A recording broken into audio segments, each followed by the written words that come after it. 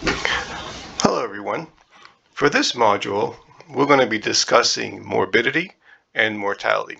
One of the things we're interested in is the state of human health in human populations. Public health is the institutionalization of that concern by societies in the modern world. What we've done is create all kinds of systems to promote social and mental and physical well-being in the human population.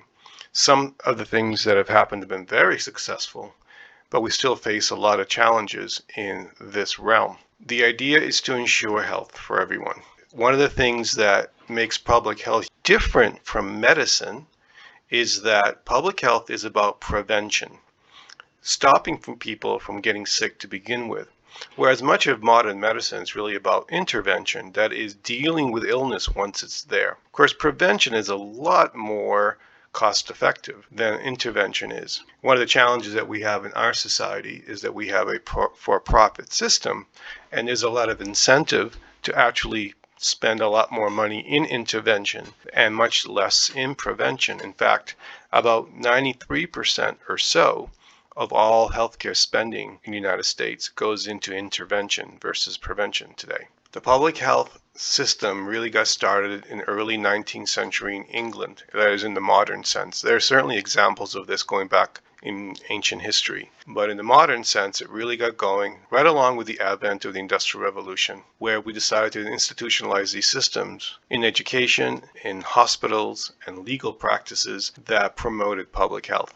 And then over time, that began to become an ethical concern that today has been also the ethics of medicine, the ethics of public health that are really important. And we struggle and we argue and discuss this all the time because there are different sort of points of view in our society about public health, what role the government should have. And especially in the United States, we fight about that. It's something we can talk about a little bit later. And of course, a lot of the fight, a lot of the disagreement revolves around the issue of who has access. That is, in a way, that is a social justice and equity issue. That is it just a matter of being able to pay if you have wealth for your own health, or should the state provide health universally to everyone and anywhere in between? Of course, there are great social and economic benefits to having a healthy population beyond just the ethics of making people feel better, making people happier, have better lives. It promotes economic growth. It promotes social cohesion. It really helps a society stabilize in many ways. The history of public health and medicine is long. It goes back several thousands of years. If you look at traditions like in India, Ayurveda, they were doing this stuff 5,000 years ago. But again, we're going to focus really on the contemporary world, beginning with the advent of modernity. In the 19th century, before the germ theory, there was all kinds of speculation about what caused illness. One of them was the idea of miasma, or this sort of ether of bad air or bad energy that sometimes would cause pandemics or illnesses and so forth. A lot of the explanations revolved around religious beliefs as well. And then eventually science got involved and government in combination. And again, all the way back to the ancient times, from Roman aqueducts to Chinese inoculations, vaccinations, and so on, this has been something that's been part of the human experience for a long, long time. One big event that happened in the world, tremendously powerful event, was the Colombian exchange. This is when the Europeans traversed the Atlantic into the New World. And what happened at that point, score of different flora and fauna and diseases were transferred from the Western Hemisphere to the Eastern Hemisphere and vice versa. From the New World to Europe, we got some new diseases like syphilis, but unfortunately for the New World, most of the diseases went the other way, from Europe and Asia to the New World. And they were incredibly destructive diseases: smallpox, measles, bubonic plague, influenza, typhus, and others. And in fact, recent scholarship shows that the die-off after the Colombian exchange for humans in the New World was upwards of 90%. So over a couple of generations, 90+% of the human population perished in the New World. We're talking about 100 to 200 million people. It was something that had never happened before in human history and has never happened since. Really, this had a profound impact on the entire history of the New World. When the Europeans got here, particularly when the British got here, they arrived in a continent that was mostly empty, that was just barely recovering. Smallpox being the worst of the culprits of the diseases that killed. In the Old World, over thousands of years, people have developed partial immunity to smallpox and other diseases. There was none in the New World. People had zero immunity. So whereas in a European village, if the smallpox came through, it may kill 30% of the population, maybe 50% at the most. In the New World, it could wipe out an entire village, every single man, woman, and child. The death rate was overall above 90%. Along with diseases also came all kinds of crops that really transformed Europe. Potatoes, corn, tomatoes, pineapple, tobacco, chocolate, all these things that transferred from one hemisphere to the other really has helped shape the modern world as we know it today. The other interesting thing about the New World was the largest domesticated animals in North America were turkeys. Animals were domesticated in large numbers. Wide variety of animals in the Old World, in Eurasia, from horses to cows and pigs, goats, chickens, but not so in the Americas. The only exception to that would be in the Andes, where you had llamas as domesticated animals. By and large, that wasn't the case. Now, that made a huge difference in human health because as humans lived with their animals, there was a lot of crossing of viruses and bacteria back between species. A lot more happened in the Old World than the New World. Hence, the New World had a lot more in the way of diseases. Another reason for it is because if you look at the map of the world, you look at Eurasia, it runs horizontally. So Europe and Asia run basically along east to west, whereas North America and South America run north and south. It was easier for people to stay in the same latitude, in the same climate zones, to trade and cross and interact with each other. And it wasn't so easy for North Americans and South Americans to interact because of the geographic layout. So there was less trade, so less opportunity to spread diseases.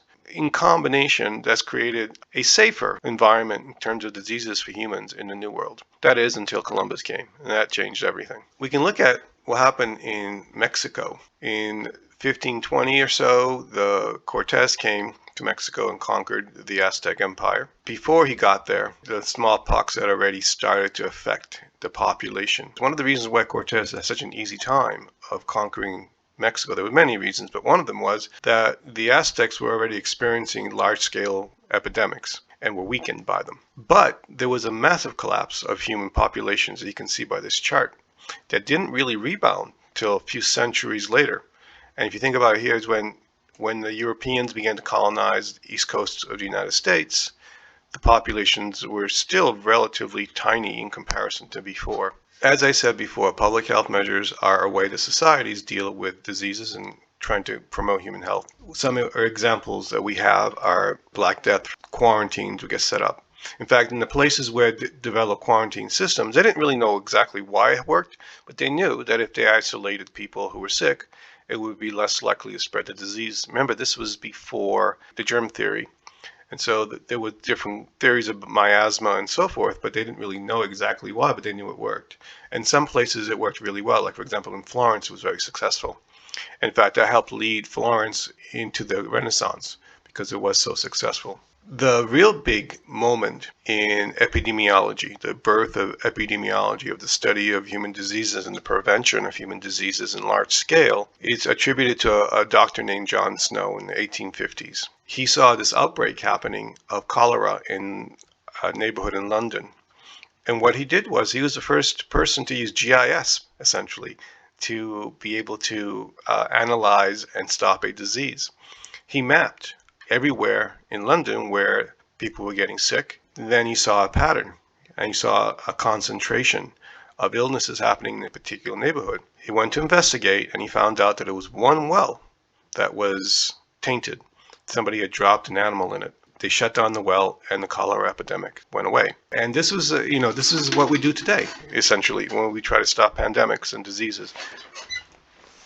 Another real example is Louis Pasteur in the 1880s. It came up with vaccines, which transformed the world in the sense it was able to eradicate many horrible diseases like smallpox. The advent of sewers and latrines and garbage collections and clean water had a tremendous effect on human health. A lot of people think that much of the reason why humans are so much healthier, why they live so much longer today, is because of medicine, but it's really public health measures that did the lion's share of the work. Having clean water is tremendously beneficial because little children tend to die very easily with bad cases of diarrhea. They just very painful death where electrolyte imbalance causes all kinds of kidney and organ failure. The easy way to treat that is just to have clean water. And before this time, by the way, most Europeans and a lot of places in the world would put a lot of alcohol in their water to drink because they realized that that would disinfect it and they would be less likely to catch these diseases. Again, they didn't really know why, they just knew it worked. It was a very common practice that people would just mix alcohol and water all the time to drink. Of course, the other issue that brings about is addiction and alcoholism, which was very common in human history. Far more common than we give it credit for. In fact, a lot of human history really was affected by people who were alcoholics. Like, for example, Stalin, really bad alcoholic, went into fits of depression, and he's an incredibly powerful figure in human history. Of course, in the United States, we had the history of prohibition, and that didn't work out. Alcohol was made illegal for a number of years, but then reinstated because there was just too much resistance. The authorities could not handle what was happening, and eventually they just gave up on the idea of prohibition. Today, public health has evolved to do a very similar thing, but we focus on many other aspects of daily life, from exercise to motor vehicle safety. Big one is pollution controls that really started happening in the 1970s, anti-smoking campaigns, fluoridation in the water, family planning, as we talked about earlier, vaccination programs, all kinds of other ways that we think about health and wellness today have evolved from those practices from the past. So basically, you can look at it in terms of these phases. You had a disease control phase beginning in the 19th century to the early 20th century. Then there was a health promotional phase that began in the 1920s. This was what Prohibition was a part of that. And then in the 1960s to 1980, we started to really get into a lot of more what you might call social engineering, where government really got involved in a much more detailed way to try to manage society's health in a lot more of a systematic way. And then in the 1980s to the 2000s, there was this sort of expansion of democratization of health. Health should be a right for everyone, social justice issues, and this is when the sort of the New Age movement also began with health and wellness. And today we have a mix of a whole bunch of things happening. It's really a complicated picture. What we're dealing with today is the kind of diseases that we're struggling with have changed.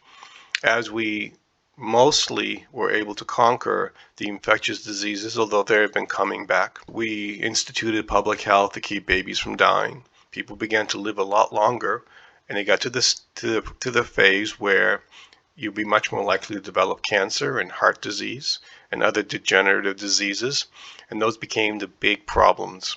There's still the issue of poverty and malnutrition, and it's certainly very uneven across the world. You have developing countries and developed countries, which we'll talk about in a minute. Then, of course, you have examples of emerging infectious diseases. The best case of that, of course, is the COVID pandemic, but there's many others like AIDS, tuberculosis, and so on. Another big one is the obesity epidemic. Ever since we started having low-fat, high-sugar foods that are highly processed, industrialized foods, the obesity rate has exploded. In fact, the reason why we went to low-fat to begin with was because during World War II in Britain, doctors noticed that because there was food shortages and meat shortages, people were eating a lot less fat, and the population actually got healthier. And from that experience, it became a public campaign to get rid of fat in the 50s and 60s. That began this explosion of obesity. Because what happened was to replace the fat, we just used a lot more sugar, highly processed sugar like corn syrup and that kind of thing. And that's actually much worse for you than fat is, than we know now. So because we replaced fat with those other very cheap ingredients for mass-produced foods to make the food cheaper, it actually spread across the world. So it used to be the case that poverty was associated with very skinny, emaciated people, And today, in fact, poverty is associated with obesity. It completely flipped. The other issue, of course, is drugs, from marijuana to cocaine to crack and so on, that we've been dealing with. The drug wars that we've had, like started in the 80s, have been fairly ineffective. Then we went to legalization of marijuana. It's been quite a history there. That would make an interesting paper, perhaps. And of course, pandemic risk was always been an issue. We've known about it, preached about it. Public policy was never really that beefy about it. Although by the time, right before the COVID pandemic, a whole bunch of systems were set up in the United States that were then summarily removed before the pandemic hit, which is another story that we could get into. So all in all, we can take all this together and combine it into what's called a epidemiological model.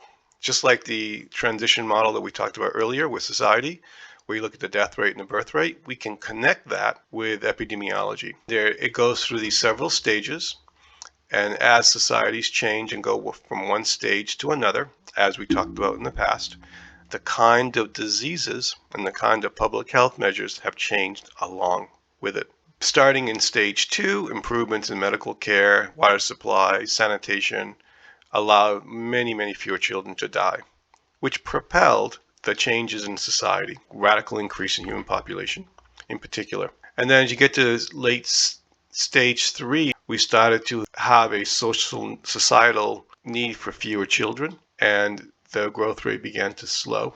At the same time, people were living much longer, and of course, the older the population, the more likely it is to deal with chronic diseases. Young people don't get cancer nearly as frequently as older people. And as you get to stage 4 and perhaps into stage 5, where you start to see dropping populations, what we're seeing is generally very good healthcare in most developed countries, with some exceptions. Family planning, all kinds of things have happened, later marriages, and over time, all this is kind of interconnected with changes in shrinking birth rates. And now what we're seeing here is that in some ways, we see the death rate is beginning to increase again because of the success that we've had with keeping people alive. So if you have a society that's with an average age that's really old, say 45 or 50, then people in there that are older are just going to die more percentage-wise. So that's going to actually start to increase the death rate just a little bit, as it's an effect of the success of public health. And we're going to see examples of that in a minute. Mortality has declined all over the world. But where it began first in Europe and in the developed world, it declined over almost a century here. 115 years for France, 85 years for Sweden, 70 years or so for Australia, United States, and Canada, as opposed to developing countries where the mortality declines have happened very, very quickly over just a few decades. Because by the time that the modernity hit those areas of the world, all of these systems were already established. They weren't being invented. They weren't being set up. They were there, and they were just instituted very quickly to these new countries.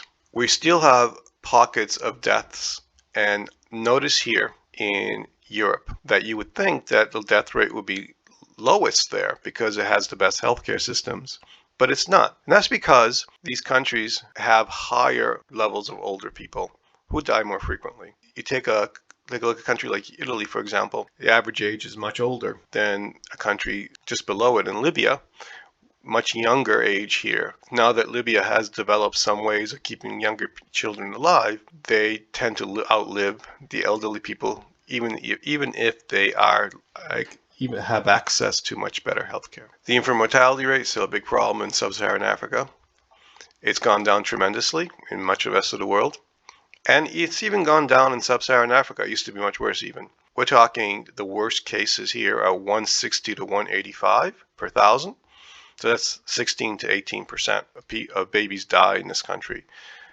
Go back before the modern age, it was typically 30 to 50% of babies would die across the entire planet.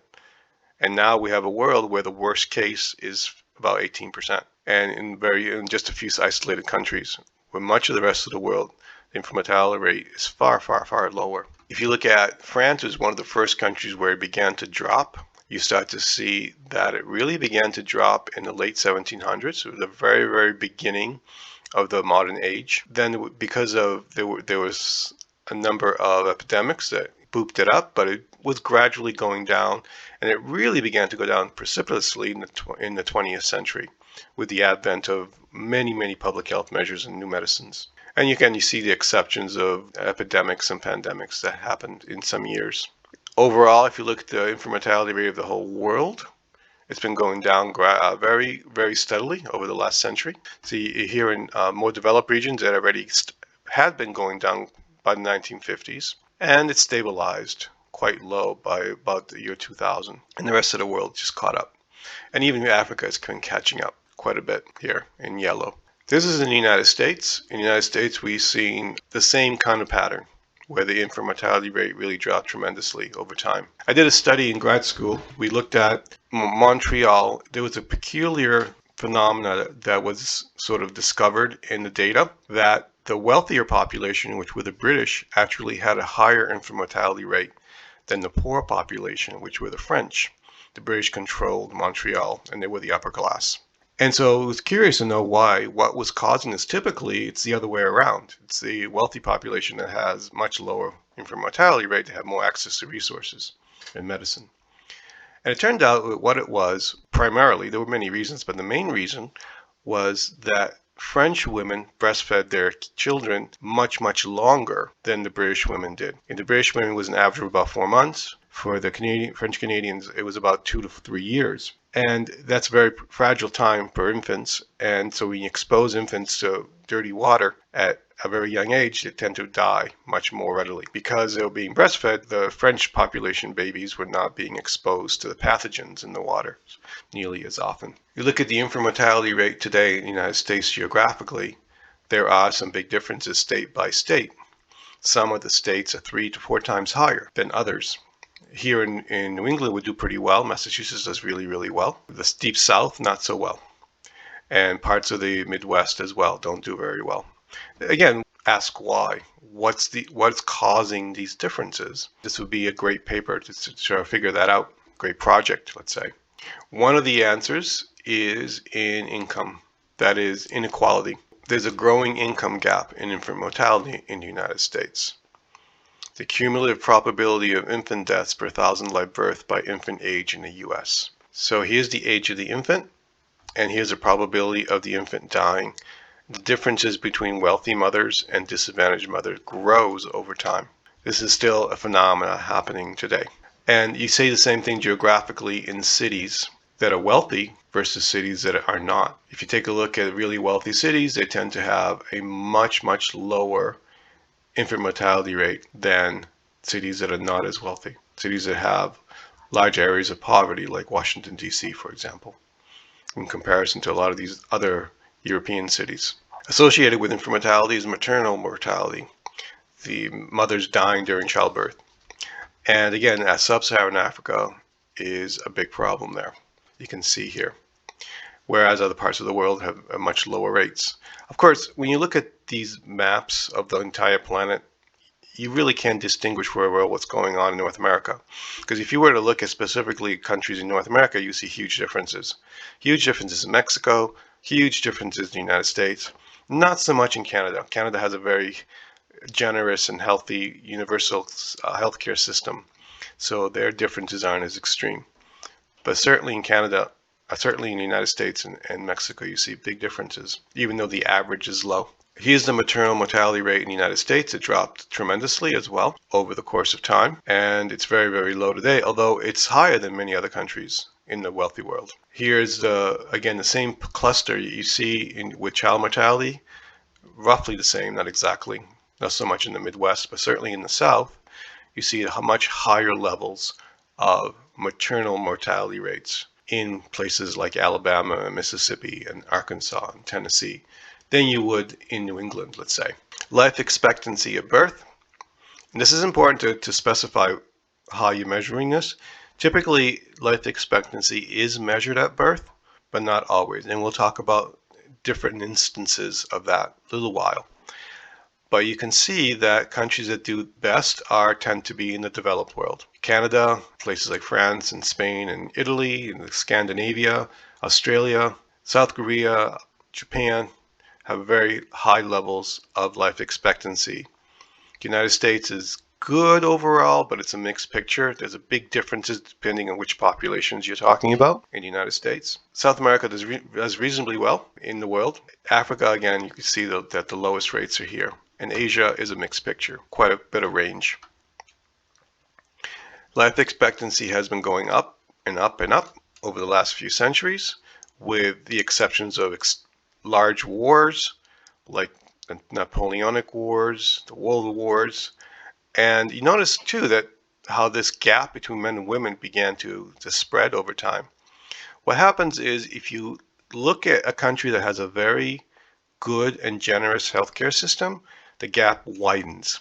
Biologically, women live longer than men.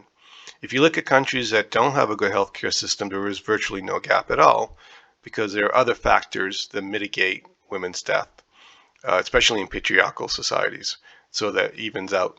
The only difference that you see is when during wars, men tend to die at much higher rates because they are the ones in the front lines, typically, although when there are really, really high civilian deaths, it doesn't matter so much, like the War of 1870 here. Look at different selected countries, you see that the pattern is the same. Everywhere has risen, just some countries have done better than others across the world. It really, really started here at this point, which is the beginning of the Industrial Revolution. For Europe here, and then for the rest of the world here, in about 100 years later. The places where life expectancy has grown the most in the last 50 years are the developing world.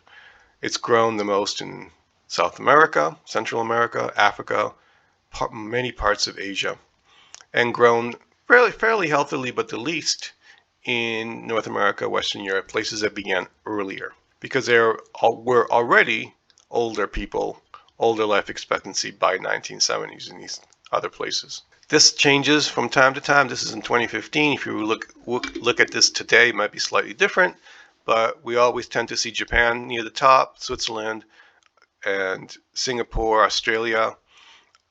Recently, what's happened is the Scandinavian countries have gone up and are up around the top, which they aren't in this list. You notice the United States is not in here. And we're going to talk about that in more detail. In sub-Saharan Africa, you see this tremendous dip in life expectancy, especially in Zimbabwe in the early 2000s. And this is caused by the AIDS epidemic. AIDS hit this region of the world extremely hard. Tens of millions of people died. And the worst of it, life expectancy in some places was around 40 years old, like it was before the modern world, before the Industrial Revolution. Now, again, like I said, most life expectancy is measured at birth, this low line here, but you can measure it at different ages. I'm almost 60. My life expectancy now, it would be based on this line rather than this one, because I've already lived 60 years. Most of you are probably around 20 or so, and your life expectancy would be along this line. This dip right here is the Spanish flu, and we do not see a dip from the pandemic because this data is too old here. But there would be one from the COVID pandemic up here as well. So the United States is not doing well, and it's been doing worse. The OECD countries basically are all the developed countries of the world, the wealthier countries. And this has been the life expectancy. The United States was right up there with everybody else until about 1980 or so. And then it began to fade a little bit. And today, what we're seeing is an actual decrease happening in life expectancy in the United States, where it's not happening in the rest of the world. This is even before we were talking about the COVID pandemic. And what is it? What caused the United States to really drop off like this?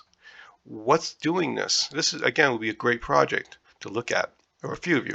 Life expectancy in the United States, aside from the crisis of the Spanish flu, continuously grew and grew and grew throughout all of its history until about 5, 6, 7 years ago, where it started to decline. What's going on here? We see this difference between males and females, fairly straightforward here. In the United States, it hasn't changed much. There's a gap of about 6 to 8 years. We see a difference between different racial groups, African Americans versus Caucasians. You see that the gap has been slightly decreasing, but there's still a divide between the two. Pretty significant. One would ask, why is this happening? Some of it is related to wealth. That just happens to be that African Americans are poor. They're lower down in the socioeconomic ladder. Wealth is really strongly associated with better health and longer life expectancy. So if you look at this chart here, for very poor people, we're seeing that life expectancy is significantly lower than for very wealthy people. That rate increases steadily with income. More access to resources, better access to healthcare. You don't see this much of a difference, let's say, in Canada, because Canada has universal public health. It tends to minimize the effect of wealth. Not completely, but it shrinks it a bit. United States has dropped in ranking. It used to be up around 10 or so, 10 to 12, back in 1950 in terms of life expectancy, and it's gradually dropped, especially starting in the 1980s. And by 2020, we're down to number 53 in the world. So what's going on? In the wealthiest country in the world, the country with the most resources, we're seeing this pattern. The pandemic hit particularly hard in the United States, harder than it did in many other places in the world in terms of life expectancy.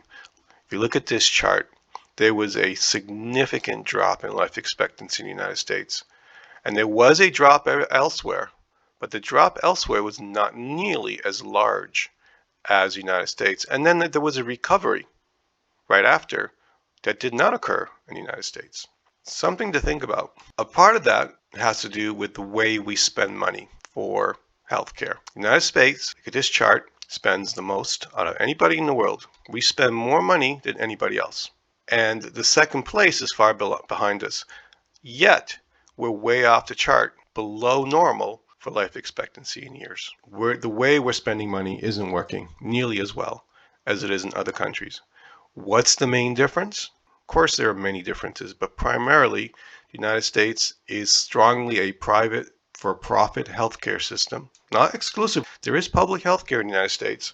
Medicaid, Medicare, the VA, significant number of public healthcare institutions, but the majority of people are private. One of the rationales that we could think about potentially could be the reason is that in public systems, the impetus is on prevention, whereas in private systems, if it's about profit, it incentivizes going for intervention versus prevention, which is far, far more expensive. Think about the difference between taking a vaccine that cures you for life and having to take a pill every day for the rest of your life. The difference in cost is tremendous. Also, if you make money taking MRIs, then you're going to want to promote more and more MRIs. In the United States, that's the case. In a place like Canada, MRIs are public, they're nonprofit. You don't really make money doing them, so you don't use them as much.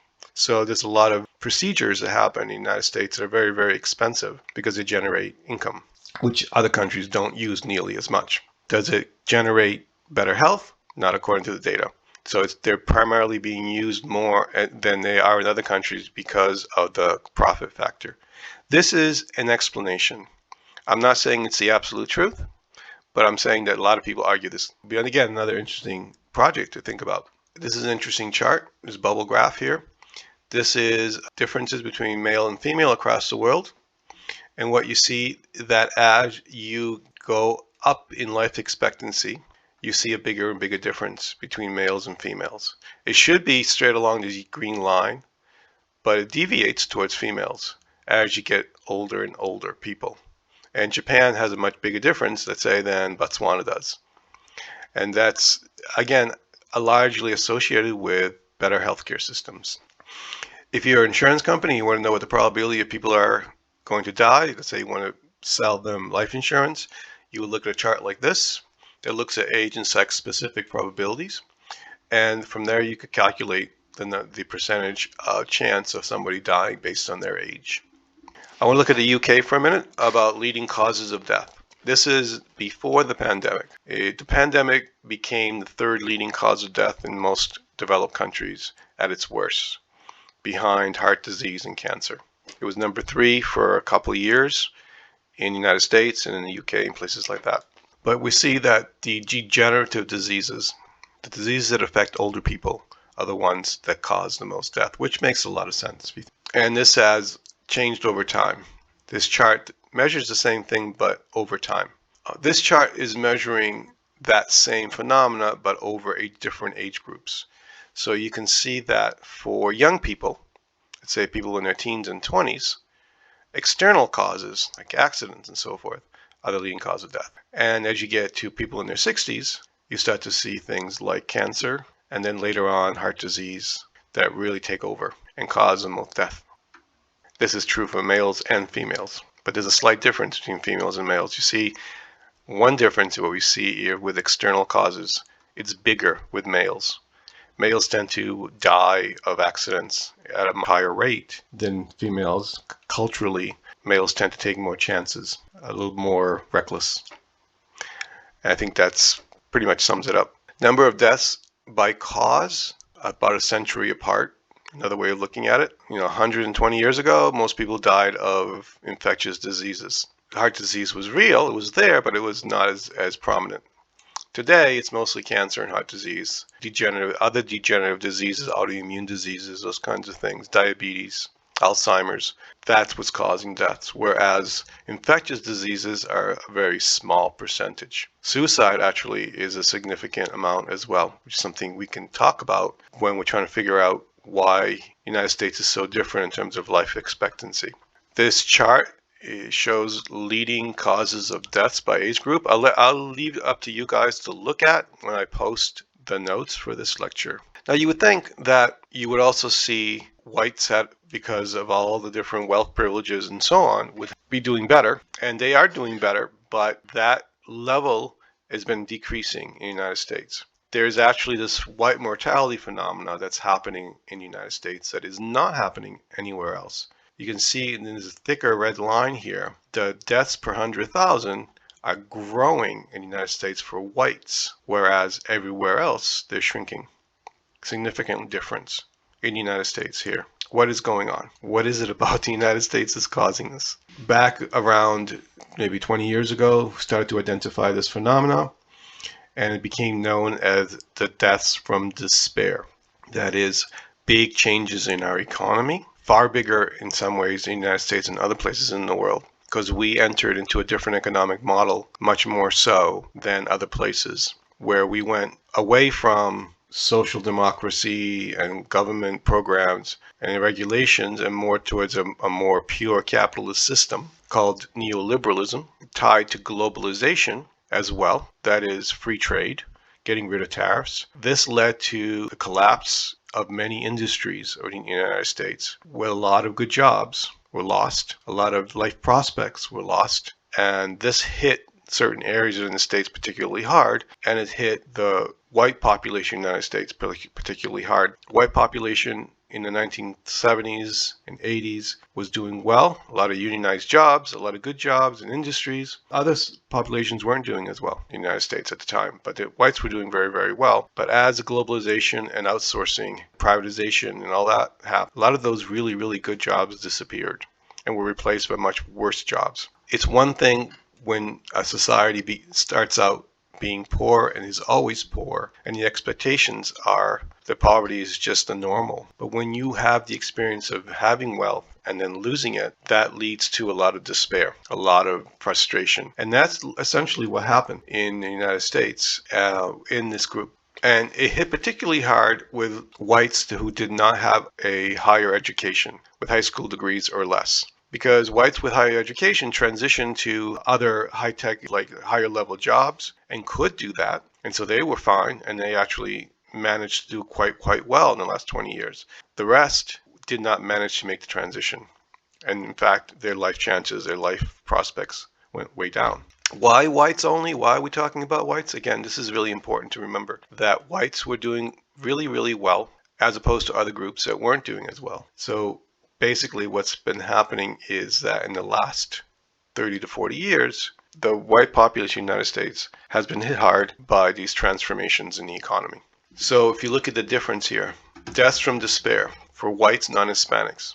Do we consider a death from despair? Overdoses, suicides, alcohol deaths, those kinds of things. Deaths that are attributed to things like depression and mental health. Far, far greater in 2014 than they were in the year 2000. So one example is overdoses, and you can see how overdoses just took off. The main culprit here is this category, synthetic opioids. This was a complex phenomenon. It was fueled by despair, but also large changes in the way we got rid of regulations in the medical industry around opioids helped these products really grow tremendously quickly. And they created billions of dollars of wealth, but they also led to this radical rise in overdose deaths. There's a really powerful history there that you can look into if you want to, and you can see clearly what happened in terms of changes in regulations, the abilities of doctors to prescribe these drugs, and aggressive promotional campaigns by the drug makers to push these drugs. It all culminated in this huge rise.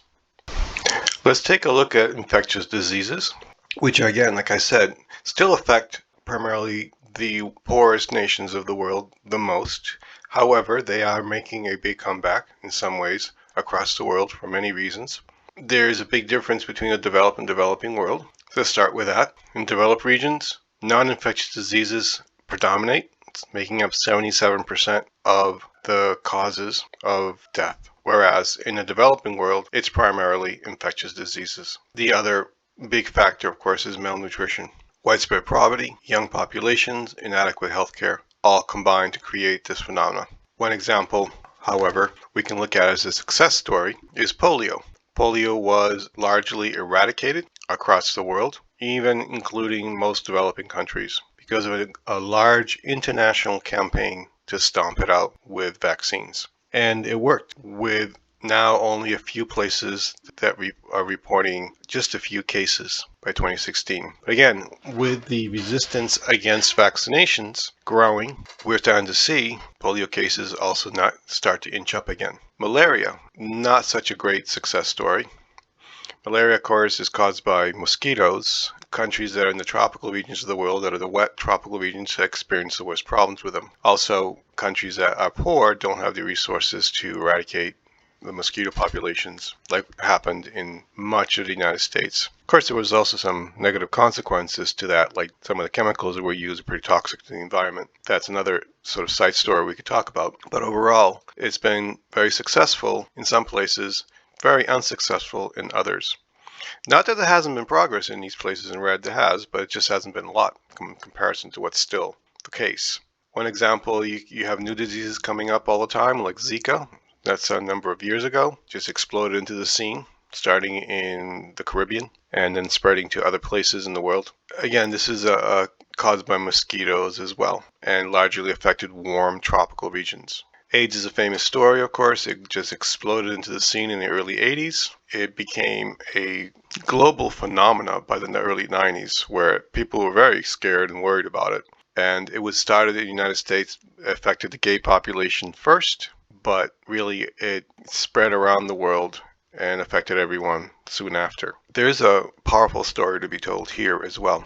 What happened with AIDS, how it was dealt with, how it was ignored in the 80s because it was primarily targeting a marginalized group in wealthy countries. But by the time that we developed medicines for it and people were starting to get treated in the United States and Europe and so forth, it was hitting hard in sub-Saharan Africa in particular, and eventually killing tens of millions of people. And it took a decade before the medicines that were being used in the rich world were made available to people in sub-Saharan Africa, because they were extremely expensive and took a long time to get those prices down. And by the time, of course, that they did, several tens of millions of people had died and tens of millions of orphans were created.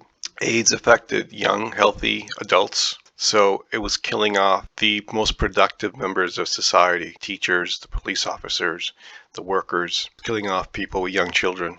So it was really a devastating disease. Really changed the continent in many ways. You can see from the map I showed you before, or the graph I showed you before, the effect it had on life expectancy in this part of the world. But also, too, the effect it had on the economic development of these areas. That a lot of these countries were devastated economically as well, because again, a lot of the most productive members of society were dying. So these are the numbers living with AIDS by 2016. So it's not gone. It's still there, but it's a managed disease now. But primarily still East and Southern Africa. We can find cases across the whole world.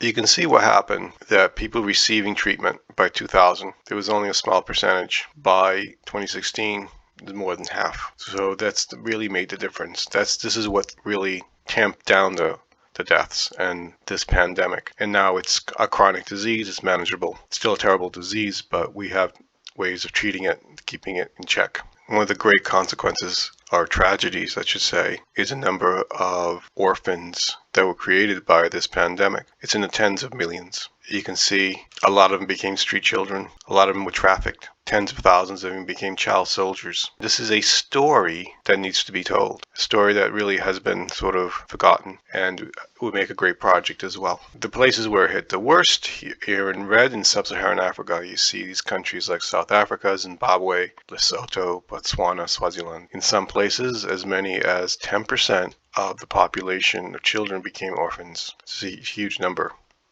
Now, before the pandemic hit, the COVID pandemic, the World Health Organization had identified SARS and MERS as a potential pandemic that could happen. And that's what coronavirus was. COVID came from this group. So it wasn't a complete surprise. People in the know, experts, were warning and trying to prepare the world for COVID. And it's an interesting story what happened. It seemed like we were so unprepared anyhow. Again, a lot of it has to do with the kind of philosophy of governance that people moved towards in the last 30 years or so. Less interference from government, less regulations, less action by government to manage things like global health. More emphasis on the private sector and letting people do their own thing. This really has a consequence in this field, in particular, with public health. The other problem, of course, what we had is all the political fighting around vaccines and other sort of public health measures to fight the pandemic. You all were witness to it. You saw the struggle there. Massive amount of misinformation, massive amount of political gamesmanship going on. Really, it was hard to know who to trust, what to believe. We still don't really have a clear idea of what happened. We're still kind of working through. But there was really a powerful cultural movement that developed against public health during the COVID pandemic. That's still around today. And unfortunately, this movement now has morphed into being a generalized movement against things like vaccines altogether, not just in terms of COVID. It was always an anti-vaxxer sentiment in the world, in the United States. The results of this pandemic have really kind of fueled it, and it's become more powerful in many ways. We're struggling with that as well. You see the kind of propaganda, the kind of political campaigning that was done around linking public health with fascism and that kind of thing you would see here. And the fact of the matter is, public health has made civilization possible. We would not be able to have the global economy that we have today. It would be a very radically different world without public health. It was part and parcel a centerpiece of the modern world that developed with industrialization. The two go hand in hand. And now there's a lot of suspicion against it, a lot of resistance that's growing. This takes us into the last issue, the COVID pandemic, which we're going to work on in our questions in our lab for this module. I'm going to ask that you look into the COVID pandemic on your own, doing the similar kind of research that we've been starting to do in this class, looking at different websites, using ArcGIS Online, to really start to narrow in and focus in and find out for yourself what happened rather than me telling you. In particular, because there is a lot of controversy around it, it's best if you actually see the evidence yourself rather than me telling you what the evidence is, and you can make your own judgment about it. And also, this is a great opportunity to learn practices in population geography. So there you go. I hope you enjoy it. And let me know if you have any questions. Thank you so much. Bye.